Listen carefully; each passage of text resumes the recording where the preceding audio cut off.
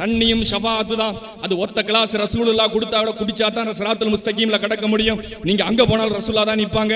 சரி, நான் சிராத்துல் முஸ்தகீமுக்கு நானா ரன்னிங் ரேஸ்ல ஓடிடுவேன். அப்படியா? ரன்னிங் ரேஸ்ல நீயா ஓட முடியுமா? நீங்க போக முடியாது. எந்த நியத்துல எந்த தைரியத்துல சொர்க்க நரகத்தினுடைய மேல் விரித்த அந்த சிராத்துல் முஸ்தகீம்ல நடக்கக்கூடிய துணிச்சல் யாருக்கு வந்தது?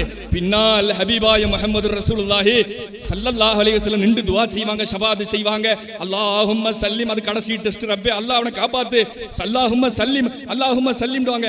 அந்த துஆ பரக்கத்துல அப்படியே அல்லாஹ் தஆலா கடைசி கூட்டி போயிடுவான். சில பேர் அருந்து விழுவார்கள், அப்பையும் ஹபீப் விட மாட்டார்கள். அப்ப ரசூலுல்லாஹ்ட்ட போய் ஒத்த நபி மிஸ்கால தர்ரத்தின் மினல் ஈமான், ஈமானுடைய கொஞ்சம் என் மேல என்னுடைய சுன்னத்தின் மீது கொஞ்சம் பற்று இருந்த மனுஷனுக்கு கையை பிடிச்சு நான் தூக்கிட்டு வருவேன் அல்லாஹ்ட்ட. படைச்சரப்பே, என் உம்மத்துல ஒரு ஆள் ஈமான் கொண்டவர் இருக்க வரைக்கும் நான் சொர்க்கத்திற்கு போக மாட்டேன். யா சுப்ஹானல்லாஹ், சிராத்துல் முஸ்தகீமில் ரசூலுடைய ஹபீபுடைய கரம் பிடிக்காமல் யாரும் சிராத்துல் முஸ்தகீமை கடக்க முடியாது.